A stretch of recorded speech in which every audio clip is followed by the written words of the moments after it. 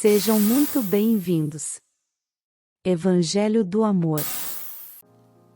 Em Josué 3,5 Deus diz: santificai-vos, porque amanhã o Senhor fará maravilhas no meio de vós. Há uma preparação para entrar no lugar da mais profunda comunhão, para entrar no lugar dos mais profundos resultados. E esse caminho é um caminho de santidade. Santidade não é um assunto secundário na vida cristã. É o cerne, é o centro de tudo, é a base de todas as coisas e não pode ser negociado. Quem está entendendo, diga amém. Vamos ficar em pé para parecer que está acabando. Tem um assunto que eu não consegui mexer aqui, e não é só falta de tempo, eu sinto que talvez fugiu do propósito, mas em algum momento merece sua atenção. Eu tenho uma mensagem, está disponível aí na internet, no YouTube, que você pode pesquisar depois, chamada Preservando a Santidade. Ela fala de lutar e proteger pela essa santidade. Está baseada em Eclesiastes 10:1, que diz que a mosca morta faz com que o unguento do perfumista exale mau cheiro. Anos atrás, Deus falou comigo num sonho, dizendo que o óleo é uma figura da unção do Espírito. O perfume fala do bom testemunho. Paulo diz em 2 Coríntios 2 que Deus manifesta por meio de nós o bom perfume de Cristo. Mas que as moscas são figura de impureza. Elas estão associadas ao lixo, a corpos em decomposição. Comentário meu, não me foi dito isso no sonho. Eu penso que não é à toa que Satanás é chamado na Bíblia de Beelzebul, que significa Senhor das moscas. Esse sonho, o Senhor me fazia uma pergunta: por quê as moscas caíram no unguento do perfumista? Eu honesto, sinceramente respondi: eu sei lá. O texto só diz caiu, não diz como, quando, de que jeito, de que maneira ou porquê. Mas a pessoa que falava comigo no sonho dizia assim: é uma questão de lógica. As moscas só caíram no unguento porque ele estava destampado, descoberto. Se tivesse protegido, tampado, jamais elas teriam caído. E aquela pessoa que falava comigo no sonho dizia: Deus está te comissionando a proclamar amanhã uma mensagem. Ele falava comigo um dia antes do culto, exortando a igreja a proteger santidade. Enquanto vocês não entenderem o valor que ela tem, vocês não vão protegê-la como ela deve ser protegida.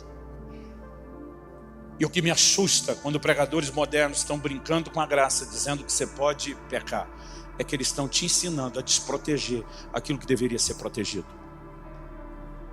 Isso é um grande engano, que terá consequências terríveis se essa geração não for vacinada contra esses equívocos. Mas depois, se você quiser detalhar, você pode buscar isso. Nós temos uma responsabilidade de proteger. A maioria de nós ainda não entrou nesse lugar da revelação de quem Deus é. Isaías 6, nós vemos que ele tem uma visão de Deus, assentado no trono, serafins à volta, e eles estão clamando: Santo, Santo, Santo é o Senhor dos Exércitos. 700 anos antes de Cristo.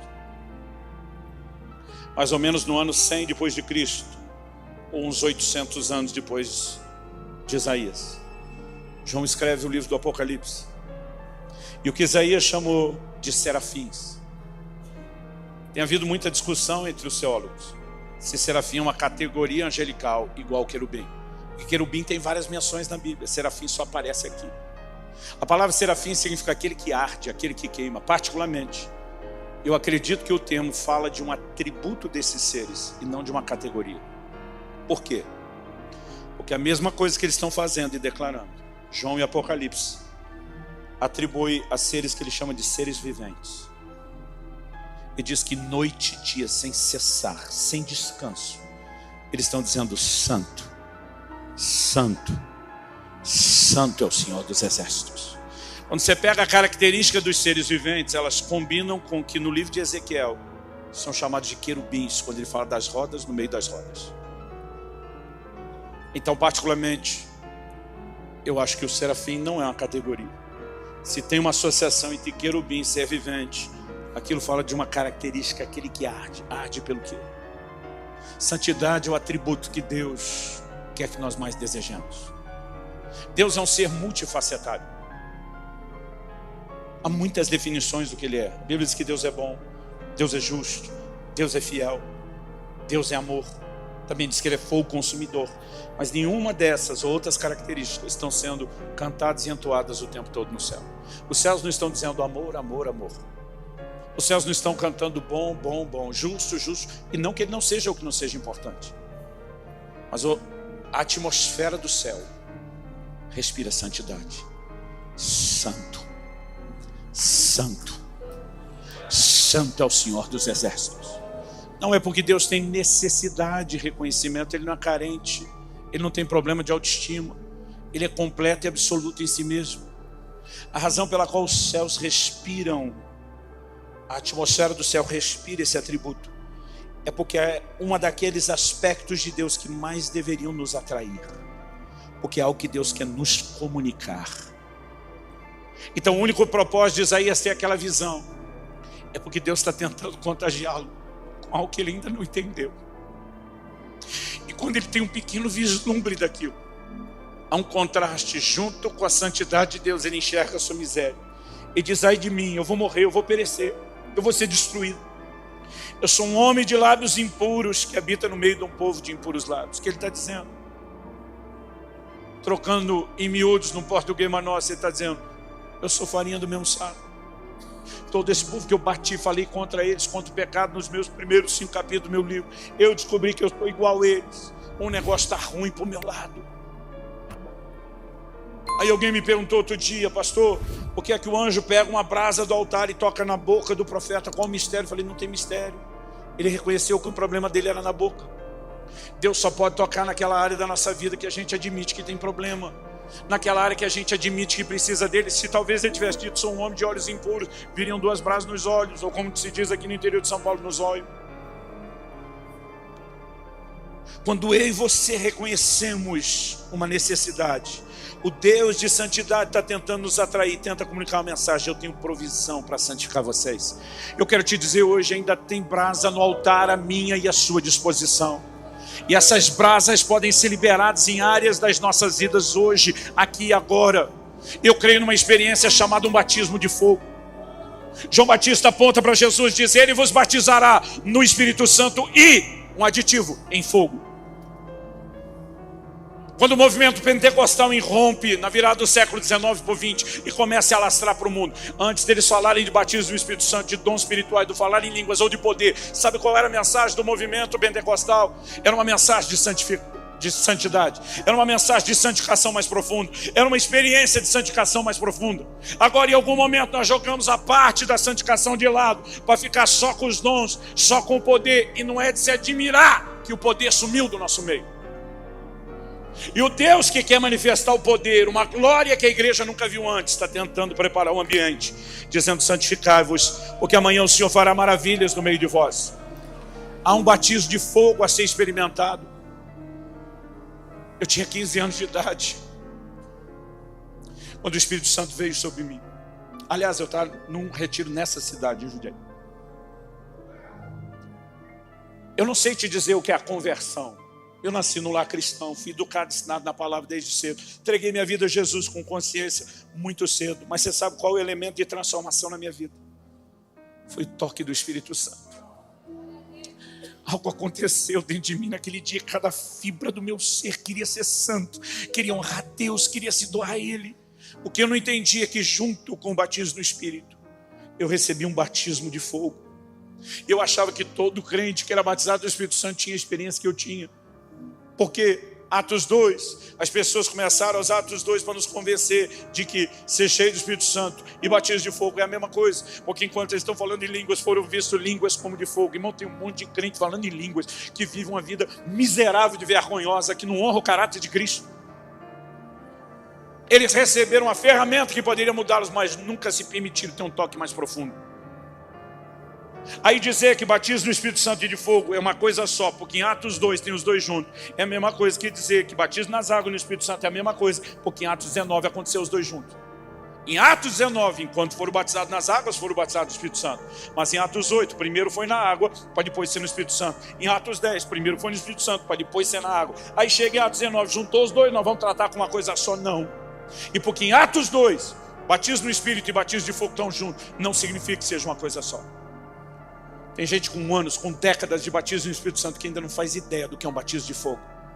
Mas Deus está nos chamando a um lugar onde a glória dele se manifesta, consumindo em nós tudo o que não presta. Há algo que tem que mudar em nós. E a gente pode viver uma experiência sobrenatural. Ainda tem brasa nesse altar.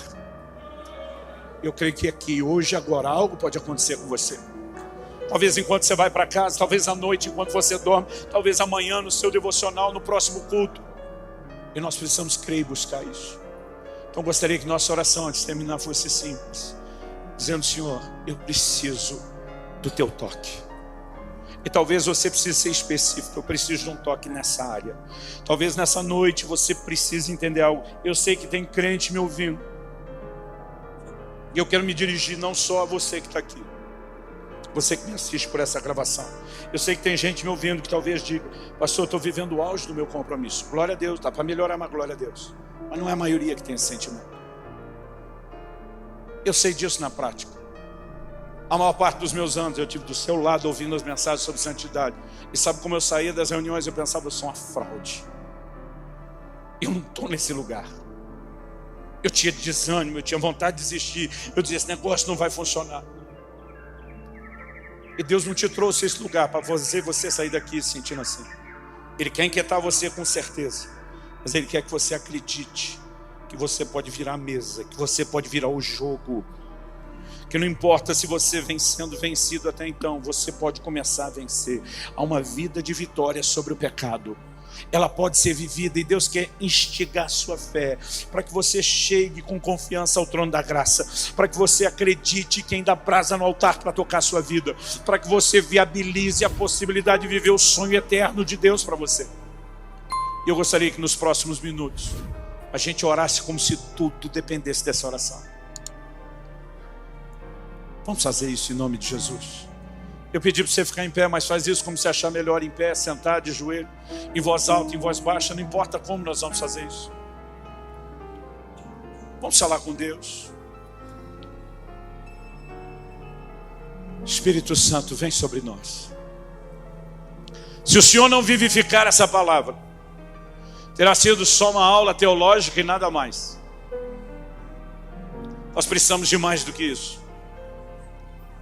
Nós precisamos do teu toque. E nós clamamos pelo teu toque.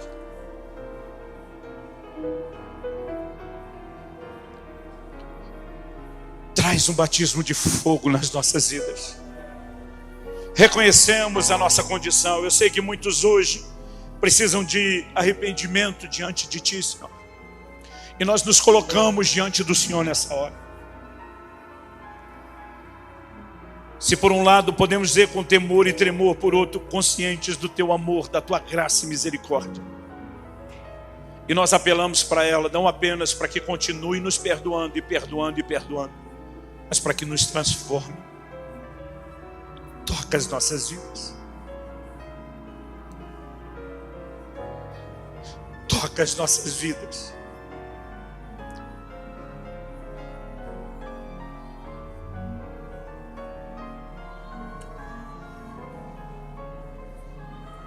Ilumina os olhos do nosso entendimento. Traz compreensão e entendimento da tua palavra.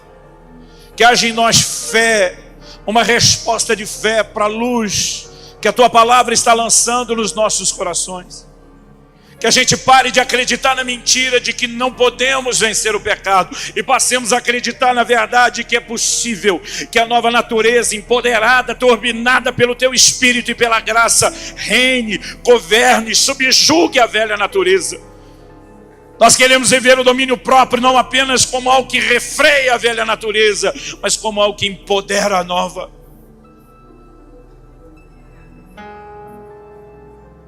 Toca as nossas vidas. Nos sujeitamos a Ti, ao Teu toque essa noite. Clamamos que o Senhor faça algo sobrenatural nas nossas vidas. Reconhecemos nossa responsabilidade, mas a nossa incapacidade de chegar lá sozinhos. E clamamos graça, graça, graça sobre nós, Mas também clamamos o auxílio do Espírito, clamamos pelo batismo de fogo, clamamos pelo toque dessas brasas do teu altar. Que se diga de nós o que foi dito de Isaías: a tua iniquidade foi tirada, o teu pecado foi removido.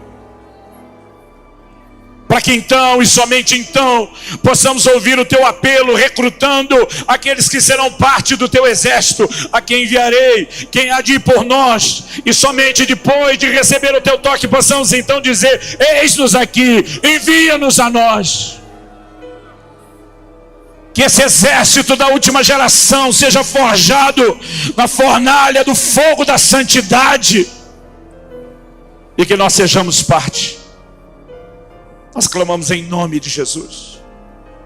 Em nome de Jesus.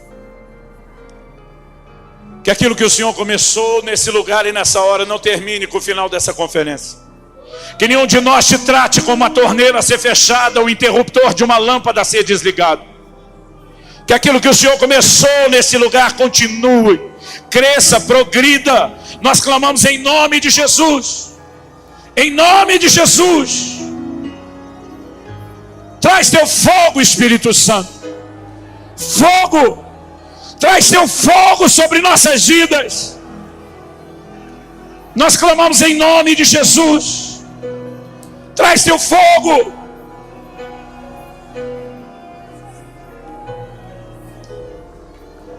Em nome de Jesus. E para a glória do teu nome. Em nome de Jesus. Espírito Santo e Santificador, vem sobre nós. Não apenas aqui, não só agora. Vem sobre nós. Vem sobre nós. Nós clamamos em nome de Jesus. Se você crê e concorda, diga amém. Se você recebe essa palavra, diga: eu recebo em nome de Jesus.